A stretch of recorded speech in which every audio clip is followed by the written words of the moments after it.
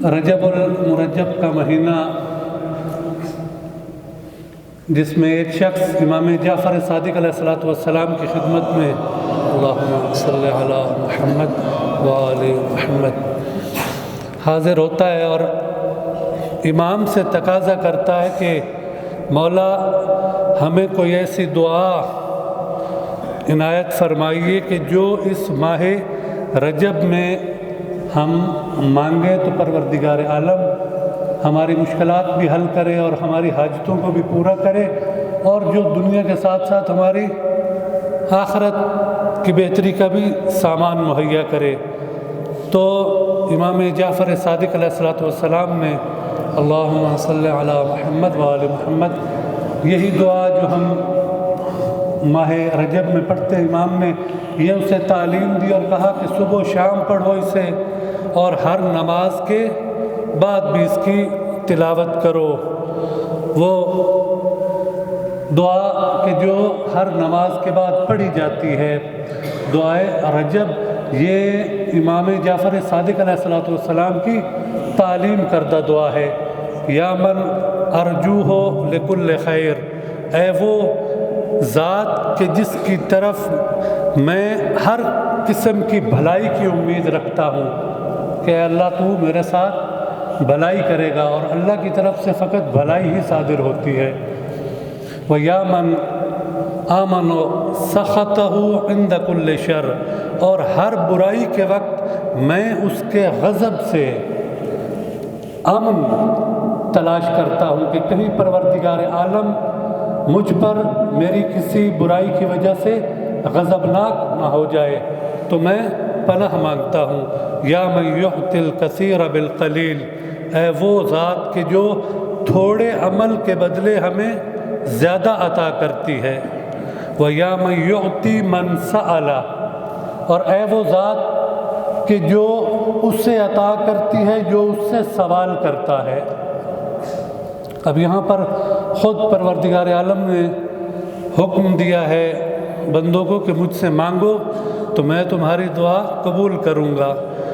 तो वाक़ई दुआ का जब परवरदिगार आलम ने ख़ुद हुक्म दिया है तो हमें उससे मांगने में आर महसूस नहीं करनी चाहिए, बल्कि मासूम फरमाते हैं कि जो शख्स दुआ के बारे में कि अद्दुआ मुख्ल इबादा, जो तुम इबादत करते हो इसका मग़ज़ दुआ है। अब इंसान अगर नमाज पढ़े या कोई भी इबादत अंजाम दे, लेकिन उसके बाद अल्लाह की दरबार में दस्ते सवाल दराज न करे, तो गोया उसने कोई अमल अंजाम ही नहीं दिया, क्योंकि जब दुआ नहीं मांगी और अपने आप को मोहताज अल्लाह के सामने ज़ाहिर नहीं किया, तो गोया इसने अल्लाह के साथ तकब्बुर किया है।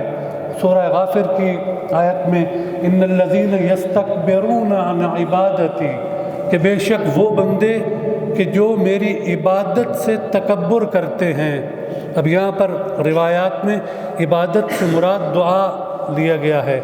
सयदखुलूना जहन्नम दाखिरीन, उनको अनकरीब मैं जहन्नुम में दाखिल कर दूंगा और जलील करते हुए उन्हें जहन्नुम में ले जाऊंगा। किन इंसानों को कि जो अल्लाह से मांगना पसंद नहीं करते, जो कहते हैं हमारे पास बहुत कुछ है। तो दुआ की यहाँ पर भी वही है कि या मैं युअति मन सअला, है वो ज़ात कि जो उससे भी अता करती है कि जो उससे सवाल करता है।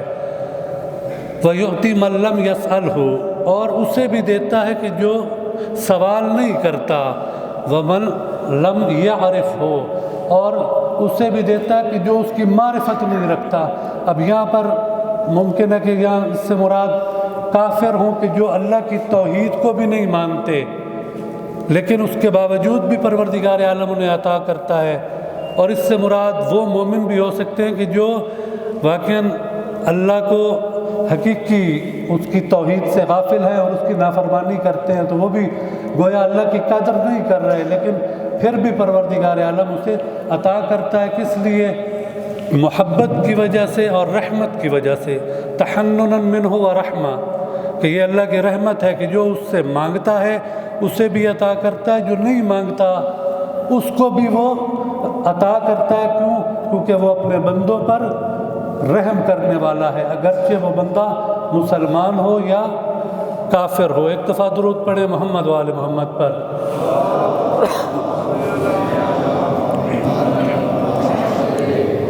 اور اسی دعا میں ہے کہ وہ پروردگار کہ تو جسے عطا کرتا ہے، تو جتنا بھی عطا کرے تیرے خزانے میں کسی قسم کی کمی واقع نہیں ہوتی، کیونکہ ہر چیز کا خالق اور مالک ہے۔ تو واقع ایسی ہستی سے انسان کو مانگتے ہوئے کوئی شرم محسوس نہیں کرنی چاہیے کہ جتنا بھی جس سے مانگا جائے اس کے خزانے میں کمی نہ ہو۔ اور جب انسان کو اس چیز کا ادراک ہو جائے کہ میں جس ذات کے سامنے مانگ رہا ہوں اس کے خزانوں میں کمی نہیں ہوتی، تو واقعاً ہمیں پھر چھوٹی چیزوں پہ اکتفا نہیں کرنا چاہیے، بلکہ جتنی زیادہ چیزیں ہم مانگ سکیں، کیونکہ ہے معصومین کی بھی روایات کہ اللہ کا فضل تلاش کرو۔ فضل جو چیز زیادتی ہوتی ہے انسان کے پاس، ہمارے پاس فضل کیا ہے کہ جو اپنی ضرورت سے زائد ہو، اور اللہ کے پاس تو بہت زیادہ فضول ہوتا ہے جو اس کی ضرورت سے زائد ہو۔ تو اللہ کو تو کسی چیز کی ضرورت نہیں ہے، اس کے خزانے پر ہیں، جتنا بھی آپ مانگیں گے تو اس کے ہاں کسی قسم کی کمی نہیں ہوتی۔ اور پھر اس کے بعد پروردگار عالم سے یہی آخر پہ دعا کرتے ہیں کہ اے رب ذوالجلال، عظمتوں کے مالک، اے تمام نعمتوں کے مالک، اے تمام قسم کی دنیاوی و اخروی نعمتوں کے مالک، ہمیں ہماری اس سفید ریش کو، ہمارے ان سفید بالوں کو جہنم کی آگ پر حرام قرار دے۔ تو یہ دعا جسے آپ پڑھتے ہیں، واقعاً اس کا ترجمہ بھی اگر ذہن میں ہو تو یہ دعا بہت خوبصورت دعاؤں میں سے ہے کہ جو امام جعفر صادق علیہ السلام کی تعلیم کردہ دعائیں ہیں۔ اللہم صلی علی محمد وآلہ